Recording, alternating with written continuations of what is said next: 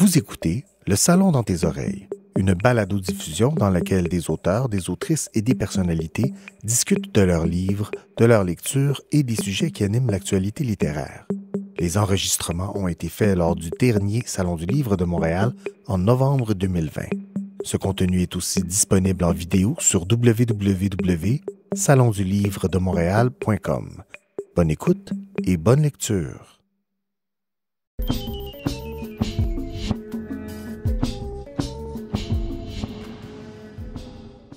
Bienvenue au Salon du Livre de Montréal. Je m'appelle Claudia La Rochelle. Nous en sommes à l'édition 2020 du Salon du Livre et c'est une édition spéciale, particulière, vous vous en doutez bien, en mode virtuel, ce qui ne nous empêche pas de faire des discussions, d'avoir des discussions, d'organiser des tables rondes autour de sujets qui suscitent les passions, qui, oui, font jaser beaucoup, surtout quand il est question d'identité et de deuil, de mort, ce grand tabou. Et là, je suis donc dans la deuxième partie de ces discussions avec un deuxième duo que je retrouve avec plaisir. Il s'agit de Marc Séguin. Bonsoir. Bonjour. Allô, bonjour. Bonjour Marc. Bonjour Catherine Leroux. Bonjour. Catherine qui a fait paraître L'Avenir. L'Avenir s'est paru chez Alto, donc il y a vraiment peu de temps dans cette rentrée littéraire automnale. Et Marc, c'est Jenny Soro qui est paru aussi. Mais ça, c'est paru plus au printemps, là, à la fin de... début juin. Oui, début juin, c'est ça. Donc, toujours au cœur de la pandémie, encore une fois. On s'en sort pas, mais heureusement qu'il y a les livres, puis il y a eu vos livres aussi. Et Marc, le livre Les Repentirs vient d'être réédité, donc dans la collection BQ, donc en format poche, finalement. Ça aussi, Les Repentirs. Donc, ça, c'est une excellente nouvelle pour ceux qui ont envie de se procurer ce livre-là aussi. Donc là, on va plus se concentrer sur L'Avenir et sur Jenny Soro. Dans les deux cas, il est question de deuil, il est question de mort, de secret, de ce qu'on laisse derrière nous à un moment ou l'autre et qu'on laisse entre les mains aussi des survivants. Ça, c'est un grand sujet aussi. Je pense à Dans l'Avenir, Catherine, où il y a une femme qui s'installe dans un détroit imaginé, repensé par toi, Catherine, qui est allée même à Détroit. Là, juste avant qu'on commence, tu me parlais de tes visites à Détroit, puis j'étais très curieuse de voir qu'est-ce que devenait cette ville-là. Et elle va aller donc, cette héroïne, dans une maison. Et elle va aller se réfléchir justement aux drames qui ont secoué sa famille. C'est de ça dont il est question en partie. Puis quand on repense aux drames qui ont pu survenir dans notre famille, chez ceux qui étaient là avant, chez nos prédécesseurs, on se dit tout le temps, mais c'est sûr que ça laisse des marques indélébiles sur le corps, dans la conscience, dans le cœur de ceux qui restent, finalement. Et c'est de ça qu'il est question beaucoup, qu'est-ce qu'on garde des drames, en fait. Oui, et aussi et surtout, qu'est-ce qu'on fait avec ces drames-là? Détroit, Gloria s'installe effectivement à Fort Détroit, donc ma version fictive de Détroit, dans la maison de sa fille, et ça, on le sait d'emblée, qui est morte assassinée. Et ces deux petites filles ont disparu. Et donc, elle reste là, en partie par espoir d'essayer de comprendre ce qui est arrivé à sa fille, mais aussi dans l'espoir de retrouver ces deux petites filles-là. Mais tout ce temps-là, pendant toute cette quête-là, la question qu'elle n'ose pas se poser, mais se pose aussi, c'est mais quelle est ma part de responsabilité là-dedans? Comment ça se fait que je suis à l'origine de ce mode de vie que ma fille avait, qui était pas... qui a fait en sorte qu'elle n'a pas créé un milieu familial extrêmement épanouissant pour ses deux petites filles. Qu'est-ce qui s'est passé? Donc c'est ça. Il y a beaucoup question de de cette responsabilité-là qu'on a envers les générations futures. Et ça, c'est vrai au niveau personnel, mais aussi au niveau de la communauté qui existe dans ce livre-là. Mais aussi, bon, une fois que ces drames-là se sont produits, mais qu'est-ce qu'on fait? Est-ce que c'est possible de se racheter? Est-ce que c'est possible de renverser le temps? Est-ce que c'est possible de changer le cours de l'histoire? Et est-ce qu'une renaissance est possible, finalement? Oui. C'est ce qu'on se demande toujours quand on voit dans l'actualité des drames pareils. On est toujours en train de se mettre dans la peau de ceux qui restent, finalement. C'est certainement un réflexe que j'ai, en tout cas. Oui, et ça demande énormément d'empathie de ta part, comme écrivaine, d'être allée dans ces zones si fragiles. C'est des zones funestes, des zones qui sont pas simples à démystifier. Puis en même temps, tu réussis à le faire sans tomber dans quelque chose qui est trop dur à prendre, trop appuyé, trop pathétique. On n'est pas dans le pathos là, du tout. Ça n'a pas dû être facile, Catherine, d'aller dans ces... d'aller trouver la bonne nuance, le bon ton. Mais je dirais que je suis pas partie en me disant « ceci est l'histoire d'un drame ». Je suis partie en me disant... Ceci est l'histoire je l'ai dit tantôt, d'une renaissance. Le point de départ de tout ce projet d'écriture-là, ça a été un documentaire, mais aussi quelque chose que j'observais autour de chez moi. Le documentaire s'appelle « Détroit, ville sauvage ». Et c'était sur le phénomène du retour de la nature, du retour des animaux, des animaux sauvages là, qu'on voit pas en milieu urbain normalement. Donc, la faune et d'une flore indigène qui reprennent possession des lieux abandonnés dans certains quartiers de la ville de Détroit.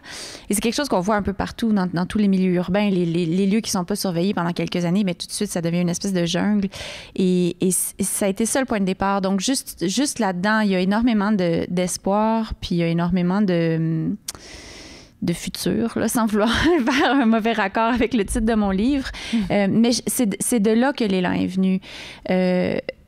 Et après, c'est sûr que oui, je m'intéressais à un milieu, à une communauté et aussi à des personnages de façon plus spécifique qui ont connu des grandes catastrophes. Mais la question de départ que je me posais, c'était comment on renaît de tout ça, comment on se remet de tout ça.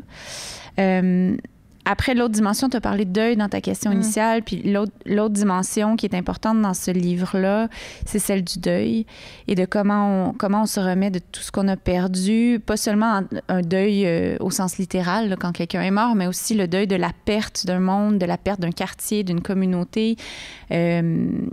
C'est sûr que la question de l'environnement est omniprésente dans ce livre-là. Puis je m'intéresse beaucoup en ce moment à la notion de deuil écologique, de deuil environnemental. Il y a des groupes de soutien qui sont en train de naître pour les gens qui sont bouleversés. Et c'est un vrai deuil dont on doit s'occuper et qui est un peu pas encore vraiment considéré comme tel, je crois.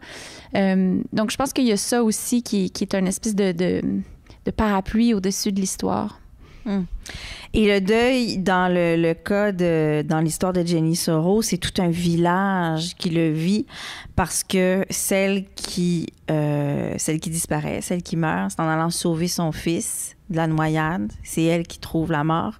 Puis Jenny Soro, c'est un personnage qui était très emblématique dans ce village-là. Un village imaginé, hein, aussi dans ton cas, Marc. Toi aussi, tu l'as imaginé. North Bay, c'est comme... Rappelle-moi North Nation. North Nation, c'est ça. Donc, cette femme-là, elle laisse aussi... Dans les moindres détails de ce qu'elle incarnait, les gens se souviennent de ses gestes, de ses paroles, de ce qu'elle faisait, des petites choses du quotidien où elle incarnait quelque chose d'un peu rassurant quand même dans la suite des choses du temps, dans le quotidien, dans ce qui change pas finalement puis qui est très rassurant. Puis là, tout à coup, il y a cette disparition-là qui vient remuer tout le monde dans dans ce qu'ils considéraient comme acquis, hein, sur la vie. C'est ça. Moi, c'est comme ça que je l'ai vu, du moins.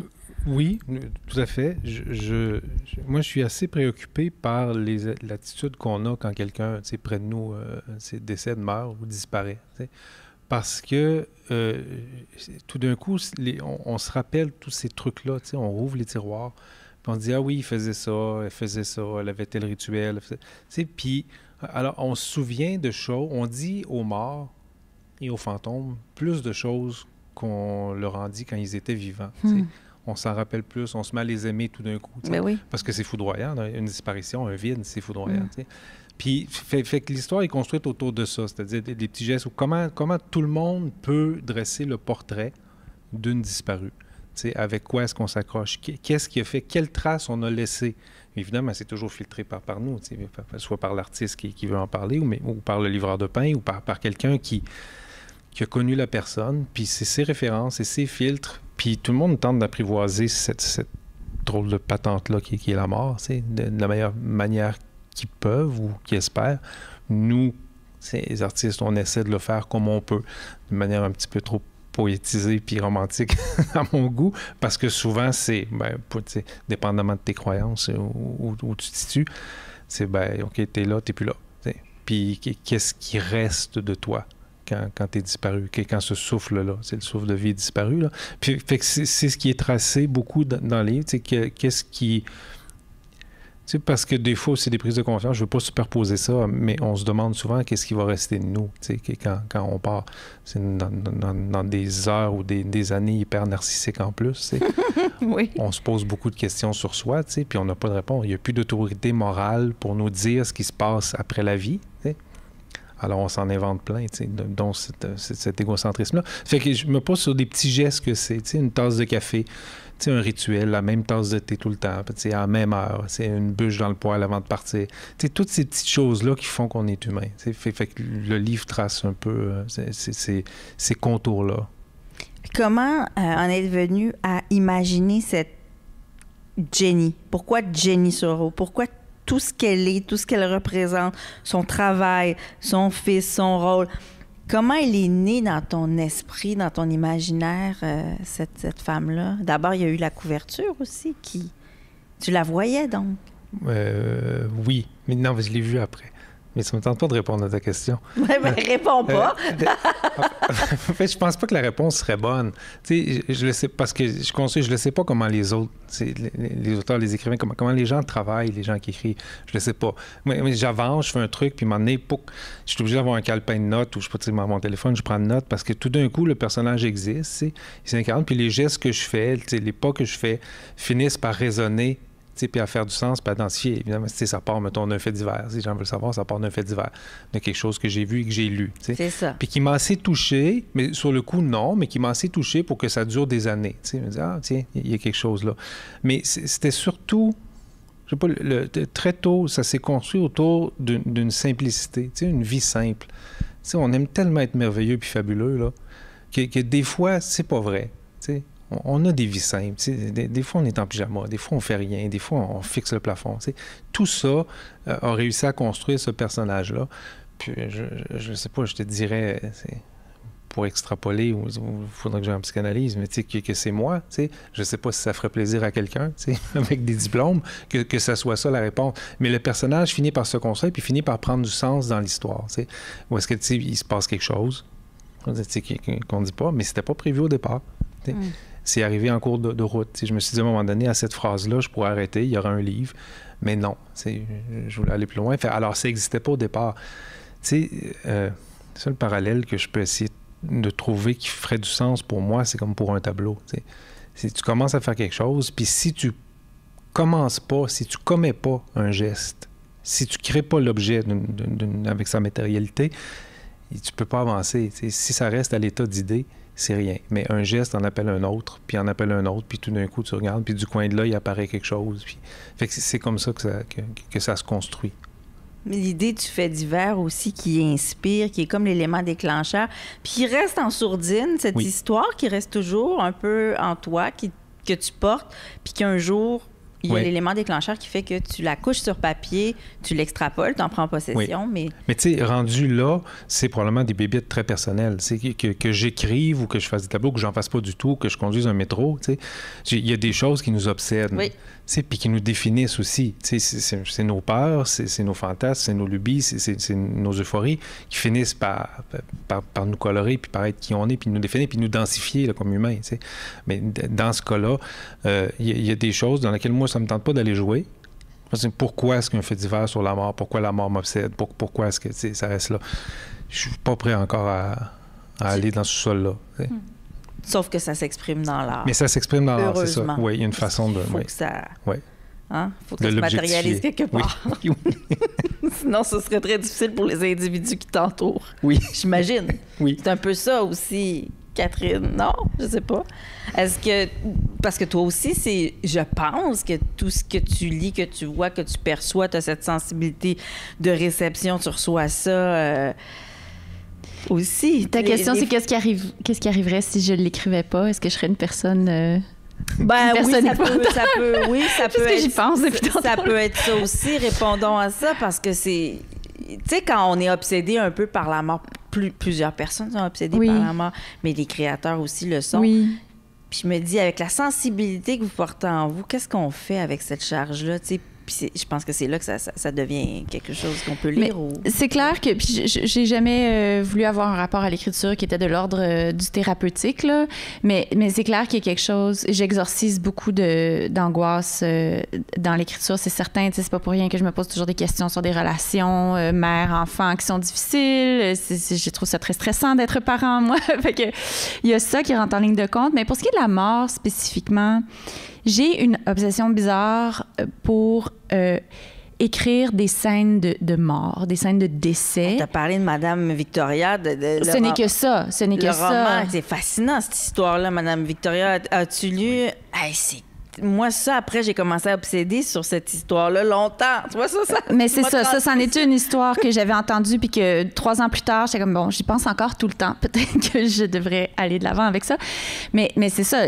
Dans ce livre-là, je m'étais donné la possibilité d'écrire 12 morts de femmes différentes. Puis... bon, je vais rentrer dans le personnel, mais j'ai vu quelqu'un mourir quand j'étais beaucoup plus jeune, là, au début de la vingtaine. J'ai eu la chance, j'appelle ça une chance, d'accompagner quelqu'un que j'aimais beaucoup dans une mort qui était naturelle. C'était une personne âgée et tout. Et pour moi, la grande révélation de ce moment-là, c'est que je n'ai pas eu peur et ce n'était pas horrible et c'était pas terrifiant. C'était triste parce qu'elle quittait ce monde, mais... il y a eu quelque chose de tellement beau puis d'intime qui se rapproche de la naissance ou de ce genre de moment-là. C'était, en fait, à quelques semaines d'avoir vu quelqu'un naître aussi. Donc, j'étais dans ce beau grand cycle de la vie, mais ça a été une expérience vraiment transformatrice. Et je n'écrirai et je ne m'étudierai pas moi-même assez longtemps pour comprendre de quelle façon, mais je pense que cet événement-là... a contribué à faire de moi une écrivaine. Et une écrivaine qui, c'est ça, aime écrire des morts. Wow! Vous nous lancez dans des pistes incroyables, puis vos livres aussi vont là. Est-ce que... Parce que là, déjà, ils sont parus depuis un moment. Catherine, c'est un peu plus récent, mais tout de même, ça date de septembre, hein, c'est ça? L'avenir, ça date de septembre. Au début de l'été, à la fin du printemps pour Jenny Soro avec Marc. Qu'est-ce qu'on vous dit comme lecteur?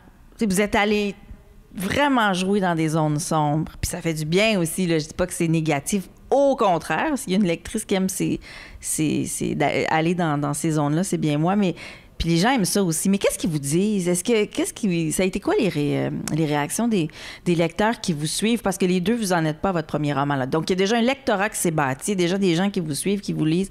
C'est quoi les réactions autour? Marc, est-ce qu'il y a des gens qui se sont sentis soit compris, appelés par cette histoire-là? Oui, sûrement. Il y a eu quelques témoignages de gens qui viennent parler. Moi, je suis... Il y a comme un blindage en avant de moi. Il y a une sauvagerie aussi. Donc, les gens ne parlent pas beaucoup, ne me disent pas beaucoup parce que je reçois très peu de choses. Non, j'en reçois beaucoup, mais il y en a très peu qui se rendent. T'sais. Oui, mais c'est ça. Oui.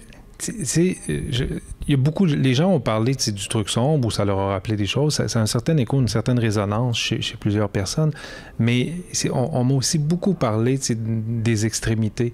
C'est-à-dire de ce côté sombre-là, endeuillé, de cette lourdeur-là, qui est aussi la vie, là, qui est aussi un moteur de vie pour nous, en tout cas, en tant que créateur, et ce qui est la mort. Mais on m'a beaucoup parlé de la lumière du livre. Oui.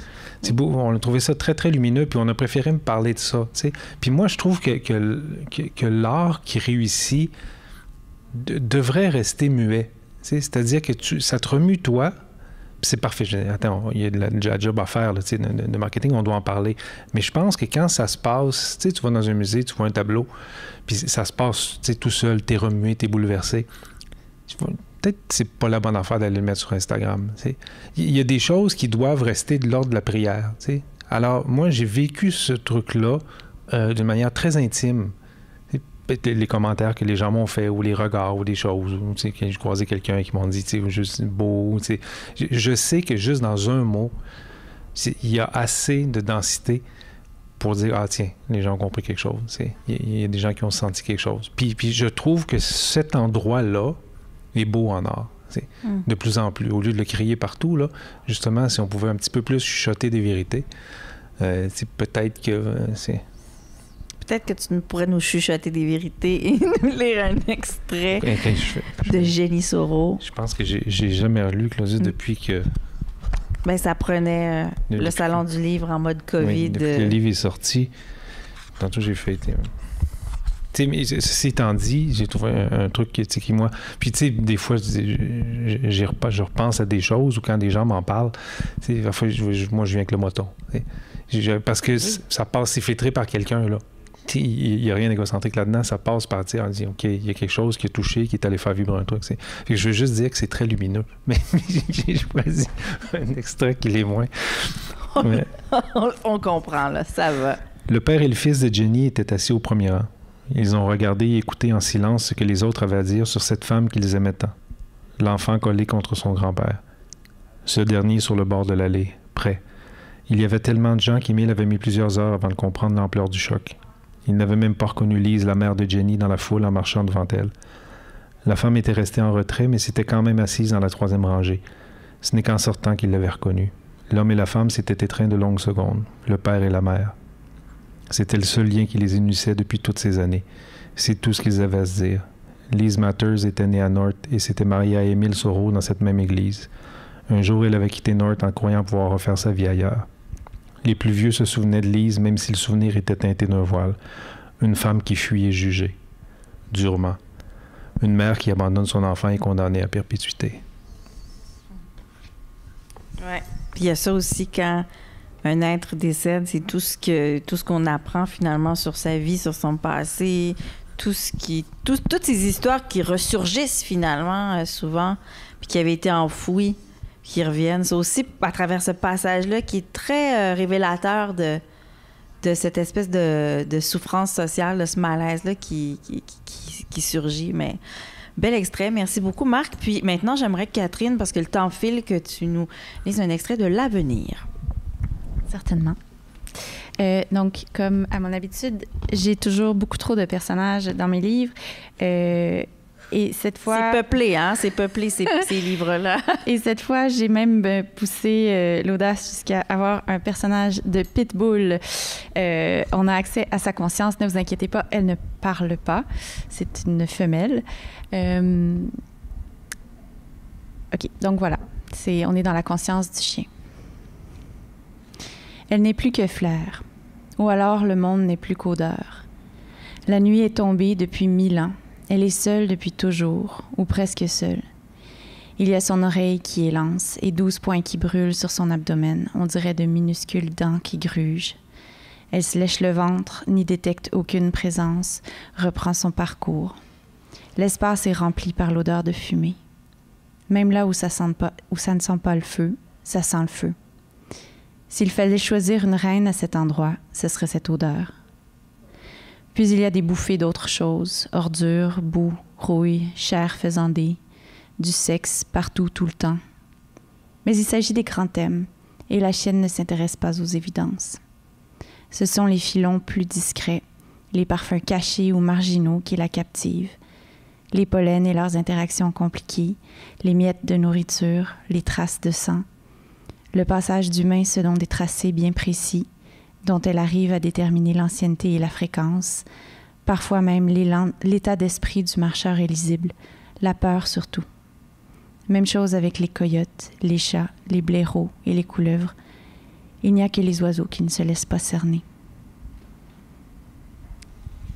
Est-ce que Merci, c'était impeccable et très intéressant aussi d'avoir le point de vue de cet animal aussi. C'était vraiment le fun de se mettre dans la conscience d'un animal. Oui, parce que, en fait, c'est pas toujours facile, mais je pense que c'est toujours intéressant, en tout cas pour moi, d'essayer de me mettre plus dans le corps puis dans les sensations des personnages, mais on a moins tendance à le faire avec les êtres humains parce qu'on est beaucoup dans le cérébral puis dans le côté plus intellectuel des choses. Puis ici, j'ai énormément de personnages de jeunes enfants et donc cet animal-là aussi, fait que ça m'a permis d'aller explorer un autre angle. Quel talent tu as pour aller chercher d'autres points de vue puis te transporter les voix puis les faire sortir de cette manière-là. Tous les deux, vous avez cette espèce de sauvagerie, cette animalité aussi dans vos textes que j'aime beaucoup. Et je pense que ça prenait ça en partie pour aborder des sujets aussi délicats, intime que la mort, cet ultime tabou. Merci beaucoup, Marc Séguin, avec Jenny Soro. C'est paru chez Le Méac. Et je rappelle que chez Québec Amérique, il y a une réédition de... Pardon? Chez BQ. Chez BQ, oui, mais c'est Québec Amérique qui avait fait paraître Les Repentirs, voilà. Et Catherine Leroux, merci beaucoup. Ce roman L'Avenir est paru au mois de septembre chez Alto. Merci d'avoir été là. C'était un grand plaisir, vraiment, de vous avoir avec nous. Merci, Claudia. Merci beaucoup. Merci d'avoir été des nôtres, puis on se retrouve bientôt.